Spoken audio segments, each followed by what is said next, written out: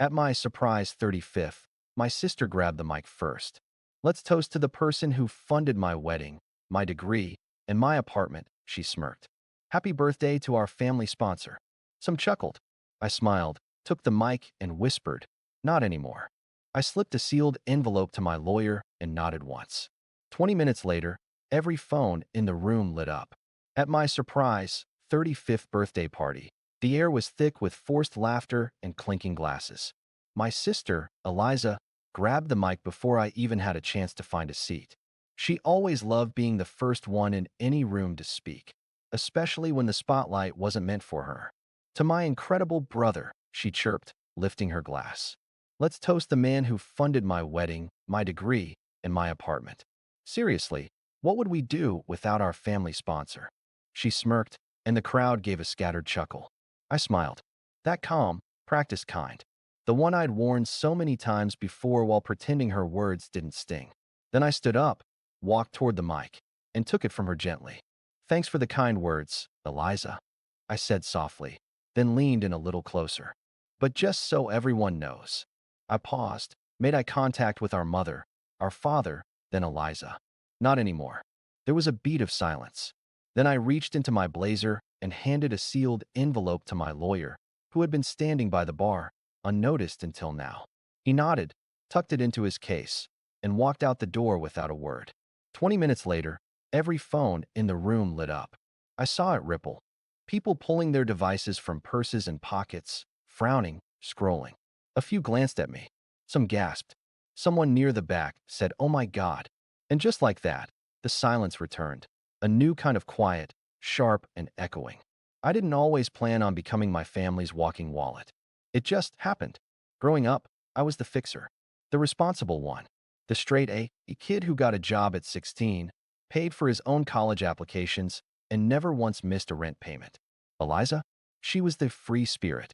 She dropped out of 2 universities, married a guy she met at Burning Man, divorced him 6 months later, then came home crying about how she had no savings and no plan. I paid her first month's rent. That was the start. At the time, I had just gotten my first real promotion. I was proud, assistant director at a mid-sized tech firm. I felt like I could finally breathe a little, help my family out, be the guy they could rely on. So when Eliza called me one night crying about not being able to finish her design degree because her loans didn't come through, I said I'd cover it. Just this once, I told myself. It wasn't. Over the next 5 years, just this once became a pattern. $3,200 for her tuition. $8,000 for her wedding when her fiancé's family had nothing. $1,500 to fix her car after she hit a pole texting. $2,400 when she decided to take a break from her job to find herself again. And every time, it came with some variation of, "I swear I'll pay you back," or "This is temporary." The payback never came. My parents didn't exactly help. "You're the stable one," my mom always said. "She's just struggling a bit more than you." A bit? My father didn't say much at all. He just gave me these looks. Like I owed it to them. Like all my success was a result of their parenting, and paying for Eliza was just my way of giving back. Never mind that I'd clawed my way through college working 2 jobs, while they bought Eliza a MacBook for her design work, which sat untouched for months while she painted abstract circles and called it therapy. Still, I kept giving. Because when you're the one who has it together, everyone assumes you can keep carrying more. But it wasn't just Eliza. After a while, my parents started leaning on me too. When Dad's business hit a rough patch, he called and asked if I could spot him 10 grand. Just until next quarter. I wired the money that afternoon. When Mom needed help covering medical bills, I paid without blinking. I wasn't rich. I just budgeted carefully, avoided luxuries, said no to things I wanted so I could say yes to them. And the truth? I didn't resent it at first. It felt good to be needed. It felt like I had finally earned their approval. But slowly, things shifted. It stopped being gratitude and started being expectation. Eliza began calling less to ask, more to notify. "We're thinking of taking a trip to Tulum. Can you help us with flights?" "I'm thinking of moving again. Can you co-sign the lease?" "I need a new laptop. My old one's just too slow for my creative flow."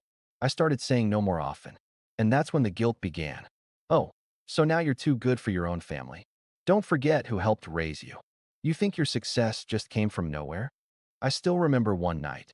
2 years ago, when I'd just gotten home from a 12-hour shift and Eliza texted, "Emergency. Please call." My heart dropped. I called immediately, afraid something terrible had happened. Her emergency? She needed $500 to pay for a last-minute tattoo removal appointment because she had an interview and didn't want to look unprofessional. I said no. She cried, then texted Mom, who called me saying, "Just help your sister. She's doing her best." I almost laughed. Her best? That's when it started to crack for me. When I realized I was being emotionally blackmailed by my entire family. But the real breaking point was last year. I'd spent months planning a trip to Japan, my first real vacation in almost a decade. Everything was booked: flights, hotels, tours. I was counting down the days. 3 days before my flight, Eliza called in tears. She'd been evicted. Again, she needed a place to stay. And somehow, that place was supposed to be my apartment. "But I'm leaving," I said. "You can stay at Mom and Dad's." "They said no," she sniffled. "Please, just leave me the keys. I'll be gone before you get back." Against my better judgment, I agreed. When I got back 2 weeks later, my apartment was trashed. My bathroom sink was cracked, the freezer was left open, and my favorite watch, a gift from my late grandfather, was missing. She claimed she had no idea what happened. Maybe the door wasn't locked? That night, I sat in the dark for 2 hours, just staring at the wall. I was done. Done being the backup plan. Done being the fixer. Done being the family ATM. So I started planning. Quietly, I began gathering receipts, emails, texts. I made copies of bank transfers, compiled a spreadsheet, listed every payment, every gift, every favor. Then I called a lawyer. At first, he looked confused. "This isn't illegal," he said. "I know," I replied. "But it's over." And I wanted official. We drafted a cease and desist letter. Nothing threatening. Just a formal notice stating that I would no longer provide financial assistance to any family member, and that any further requests would be considered harassment. It sounded cold, but I needed boundaries. Real ones. Then I planned the birthday party. Not because I wanted a celebration, but because I wanted a witness list. The room went dead silent after the phones lit up.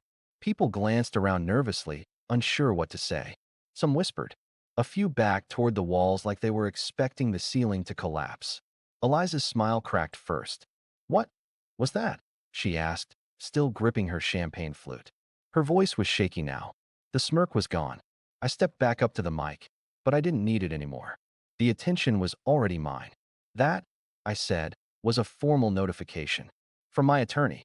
Effective immediately, I'm no longer providing financial assistance to any member of this family." Gasps. You'd think I'd just announced someone died. Eliza's eyes widened. "Wait, what are you talking about?" "I'm talking about the end," I said, "of being treated like an ATM, of carrying the weight so the rest of you don't have to grow up." "You're joking," she said, voice rising. "You can't be serious." "Oh, I'm dead serious." Eliza stormed toward me, her heels clicking like gunshots. "You're just going to cut me off? After everything?" "Everything." I raised an eyebrow. "You mean the debt I've been covering for 10 years? The apartment, the tuition, the wedding, the bail." Her face turned red. "That was one time." I didn't flinch. One time too many. My dad finally spoke up from the side. "Son, this isn't how we handle things in this family." "No, Dad. You're right. We don't handle anything in this family.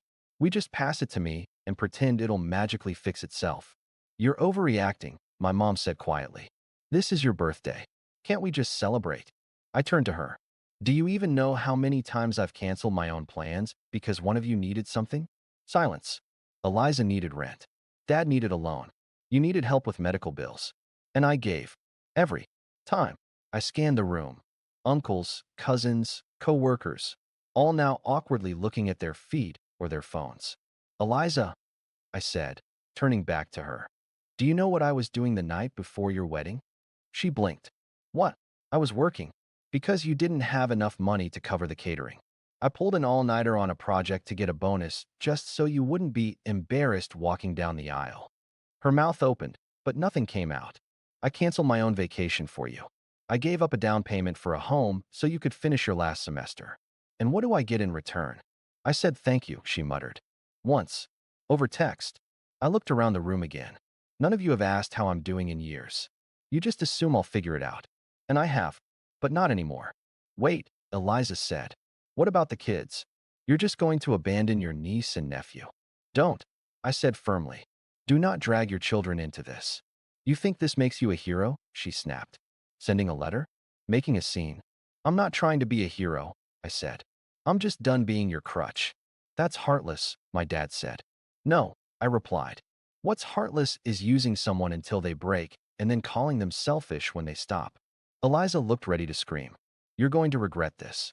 Families stick together. No, I said. Healthy families support each other. This has been a one-way street. I pulled my phone out and opened a message thread with Eliza. January 5th, I said. $1, $200 for your rent.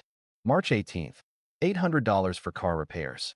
May 2nd, $1,000 for emergency vet bills that turned out to be for a spa weekend. You want me to keep going? Stop, she said through gritted teeth. I have every receipt, every Venmo, every email. You think I wasn't keeping track? You're making a scene, my mom said. No, I said calmly. I'm drawing a boundary. Someone in the back cleared their throat. It was my cousin Derek, who had been quiet all night. Honestly, he said, I wish I had your guts. My brother's been leeching off me for years. This is brave. Eliza turned to him. Seriously? More murmurs in the room. I realized then it wasn't just me. People were listening, and not everyone was judging. My lawyer had made sure the notification was sent to every major family contact. Anyone who had borrowed from me or benefited indirectly got the memo. It wasn't just a letter. It was a line in the sand. You'll regret this, Eliza repeated, quieter now, almost a whisper. I shrugged. I already regret letting it go on this long. Then I turned off the mic, handed it to the DJ, and walked out. Not in a dramatic movie scene kind of way. Just calm. Certain. Because for the first time in my life, I wasn't apologizing for setting a boundary. And it felt good. I didn't go back into the party. Didn't answer the dozen texts Eliza sent within the hour. Didn't respond to my mom's voicemail saying I'd humiliated the family. Instead, I went home, took off my shoes, fed my dog, and watched a documentary. For the first time in years, I didn't feel a tight knot in my chest. The next morning, I woke up to 87 unread messages. Some were from extended family. A few were supportive. I had no idea it was that bad. Or good for you. Others, not so much. Uncle Dan called me ungrateful. Aunt Lori told me I'd destroyed the family bond. But most people were quiet. Eliza, of course, blew up my phone. Her messages went from angry to guilt-trippy to straight-up desperate. I didn't mean it like that. You know I love you. We can talk about this, right? The kids don't understand why you're being so cruel. If you don't help, I don't know how we're going to survive. It was always the same formula. Praise, panic, pressure. But I didn't reply. Instead, I sent one final message. I wish you well. But my answer is still no. Then I blocked her. I thought I'd feel guilty. But all I felt was relief. The fallout came quickly. My mom and dad didn't take the news well. My dad texted me a long paragraph about how family doesn't turn its back, ending with, "You'll always be my son, but I'm disappointed." My mom tried calling me every day for a week. I didn't answer.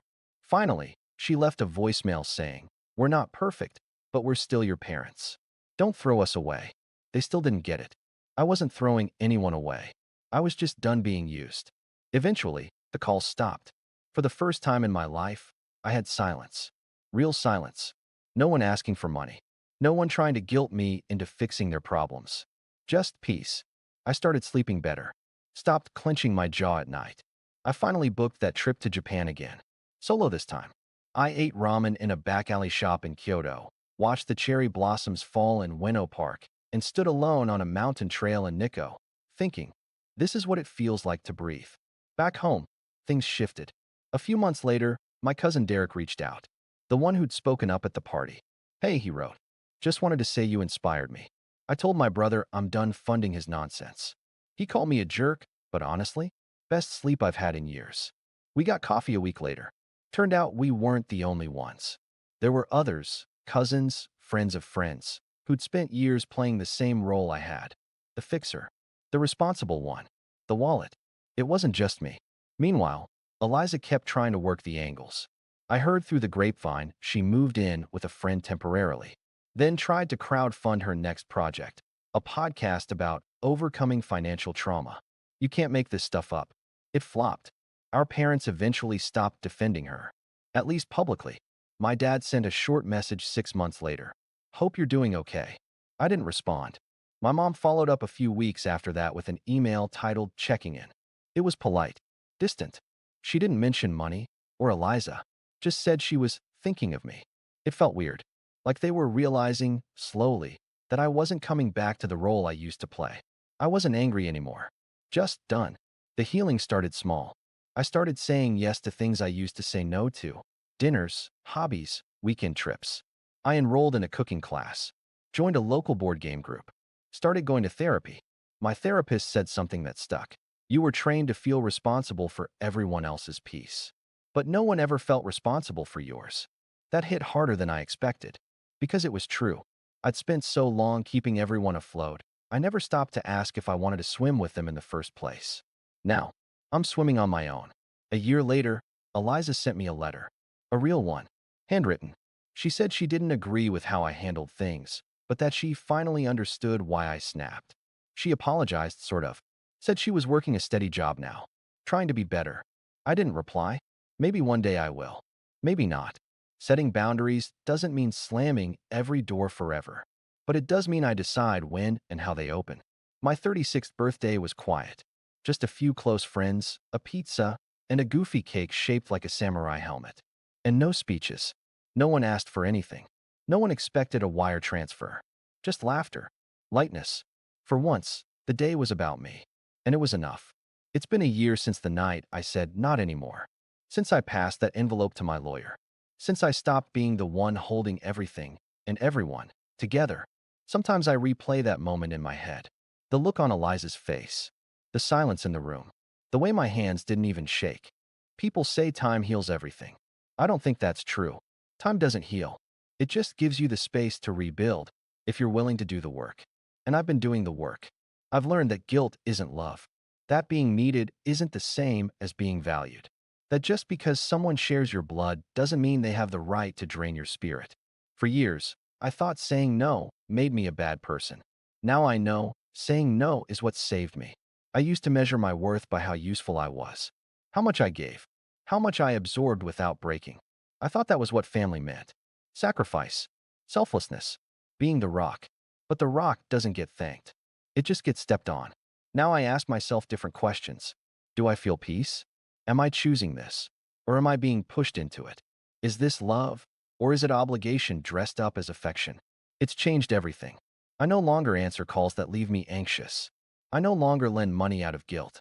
I no longer attend family functions just to prove I'm still part of the unit. Because I am part of a unit. But it's one I built, carefully, intentionally, with people who see me, not just what I can do for them. And the irony? The world didn't end when I stopped saving everyone. They adapted. Eliza found work. My parents figured things out. And I found something I hadn't felt in a long time. Freedom. Not just from them. From the version of myself I thought I had to be. People still ask sometimes, would you ever reconcile? Maybe. If things changed. If the dynamic changed. But I don't owe that to anyone. I owe myself peace. That comes first now. The biggest shift, though? I no longer feel the need to explain myself. Before, every boundary came with a paragraph. A justification. A desperate attempt to be understood. Now, no is enough. I can't help with that is enough. I'm not available is enough. And if someone tries to guilt me, I let the silence speak. I've noticed something else, too. The people who respected the new boundaries, they stayed. Derek, my cousin, still checks in. A friend from work invited me to his wedding and didn't ask for a cent. Just wanted me there. A neighbor I barely knew before now stops by with coffee and stories from her garden. These are the people I build with now. No demands. No keeping score. Just mutual respect. I wish I'd learned this earlier. I wish I'd known that love without boundaries is just control in disguise. That giving without limits leads to burnout, not connection. But I know it now, and that's enough. The other day, I got a letter from someone unexpected, Eliza's ex-husband. We'd barely talked in years. But he wrote to say thank you. Apparently, something I said to Eliza years ago, about responsibility, about not relying on others to clean up your mess, stuck with her. She'd told him, recently, that she was finally trying to live differently, trying to earn things instead of expect them. He didn't know what happened at the party, just said he heard I'd drawn a line. And he respected that. Said it inspired him to set some boundaries of his own. That felt good. Not because I need validation, but because maybe, just maybe, me saying enough gave someone else the courage to do the same. And that's the thing they don't tell you. Setting boundaries doesn't just protect you. It shows others they can too. So here I am, 36 years old. No family drama on my phone. No secret financial burdens hanging over me. Just me, my dog, my job, my peace, and a calendar filled only with things I choose. The birthday party was meant to celebrate me. And in the end, it did. Not with gifts or speeches, but with a decision, a moment, a line. And I'm never going back. 16 months after the party, I got a small package in the mail. No return address. Inside was a children's drawing, crayons on cheap paper, a lopsided house, two stick figures holding hands, one labeled me, the other uncle. In the corner, Emma, age 6. No note, no signature, just that. I sat with it for a long time, longer than I expected. I hadn't thought about Eliza's kids in months. I told myself they weren't my responsibility, that I couldn't save everyone. That distance was necessary. But holding that paper, I remembered Emma's laugh, the way Lucas used to fall asleep on my shoulder when they visited. Tiny things, real things. A part of me wondered, had Eliza sent it? Or had Emma found an old address? Either way, it hit me somewhere I thought I'd already closed off. I didn't reach for my phone, didn't run back to fix anything, but I put the drawing on the fridge, just in case I ever decide to open a door.